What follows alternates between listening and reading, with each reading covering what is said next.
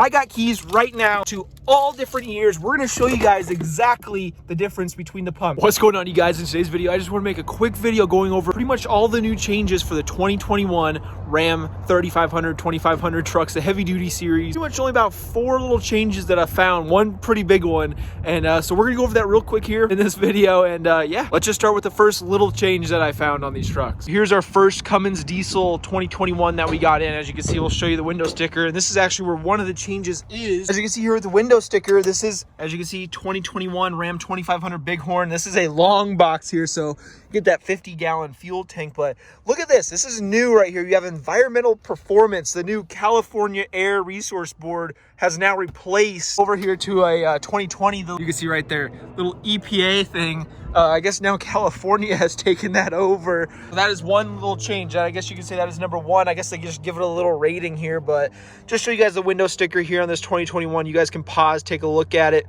Really, the only new thing, other new thing is this right here. The digital rearview mirror is now part of the safety group. But before we get to that, though, the second thing is, look at this. We have a black headliner, which I know you might be saying, oh yeah, that's something they've always had. But actually, we have this on a tradesman too. We have a tradesman right over there. It's a gasser, and it has a black headliner just like this, a 2021.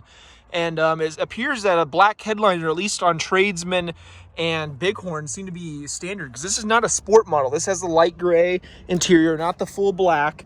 And as you can see, we still have the chrome bumpers here. So usually you'd only get a black headliner with the sport package. Now you get it with pretty much everything. I did see we do have one 2021 Laramie, but it was a custom order truck, and it actually had a tan headliner. So that is number 2 right there is the, I guess now you get a black headliner, which I really like. And now to number 3, the new thing is this right here. We got the digital rear view mirror. We do not get the heads-up display like on the half-ton trucks, because as you guys know, my previous videos, I've gotten over and showed that this is pretty much a 4th gen interior, pretty much. Like, these are 4th gen seats still. They're just reupholstered to look like 5th gen, but they're still 4th gen seats, 4th gen cab.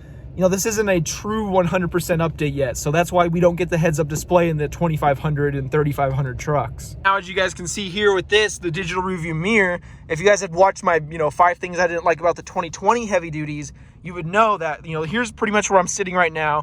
This is like where my eyes are at.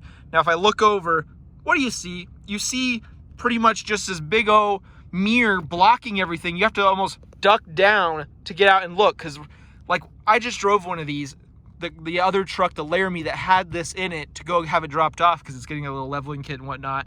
And driving it, if I looked over, which I did, there would be like a left turn lane, and the left turn lane is like right here, and it's just completely blocked by this mirror. That's just something I don't like. And I have the seat all the way down, and because the steering wheel doesn't telescope, it only tilts.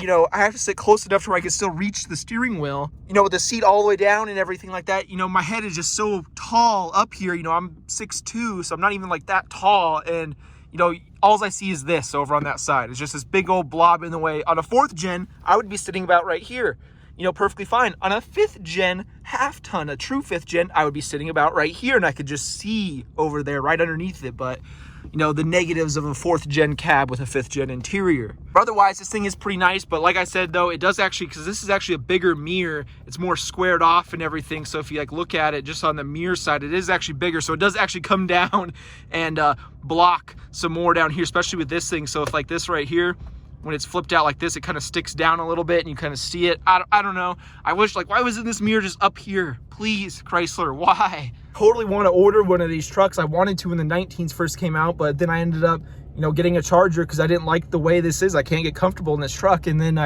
now I have the Raptor. Thinking for when they finally do update these trucks, which I'm thinking will probably be 2022 model year, maybe, who knows. Just at some point, they're going to have to go to the 5th gen cab. It's going to happen at some point. Just don't know really when.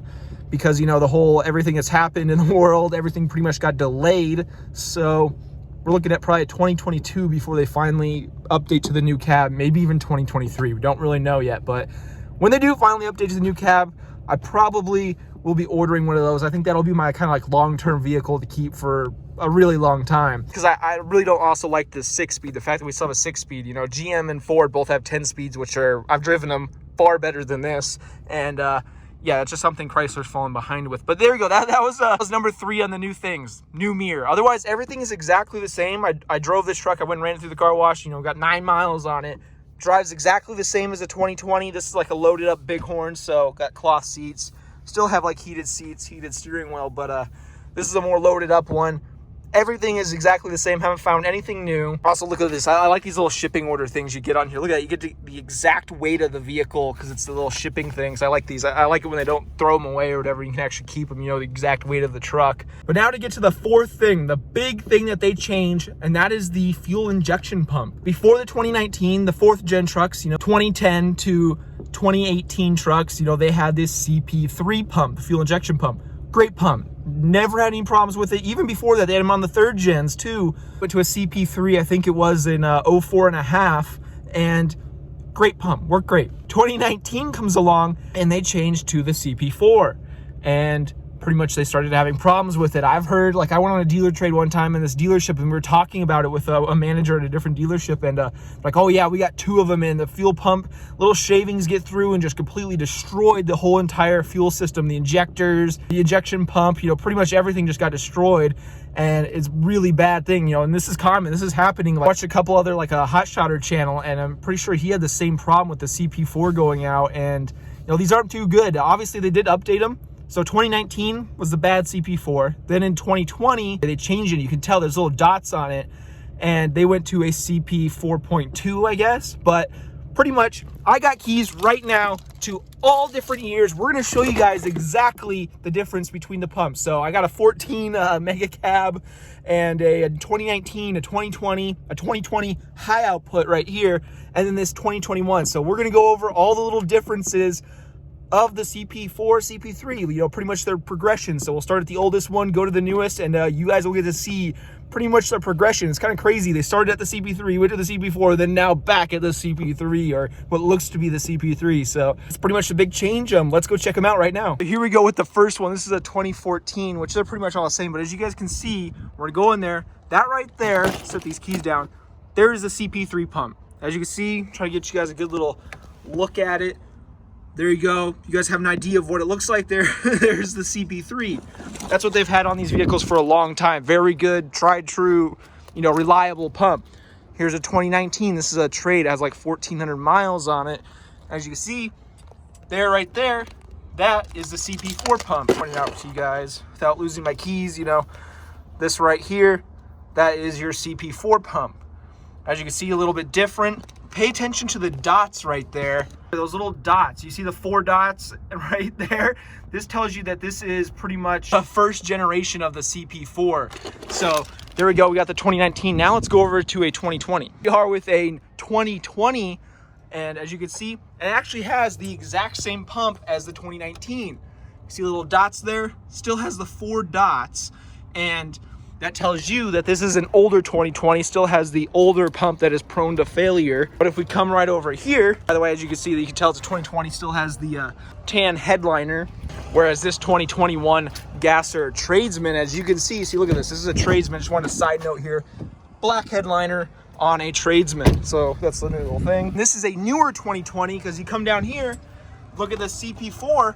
Look at all the dots down there. It has 8 dots on it to find that it is the newer CP 4.2. So this one should not fail, according to Chrysler, I guess. This newer 2020 has the new CP 4.2. It's coming over to the 2021. So here's our 2021 truck. And as you can see, look at that. Does not look very familiar to that CP3 pump back in the 2014. A little bit different, probably updated, but again, looks a lot similar to the CP3. So it looks like they went back to the older technology, the more reliable technology, than the newer stuff that is prone to failure. So there you guys go. There's a little quick video. What's new with the 2021?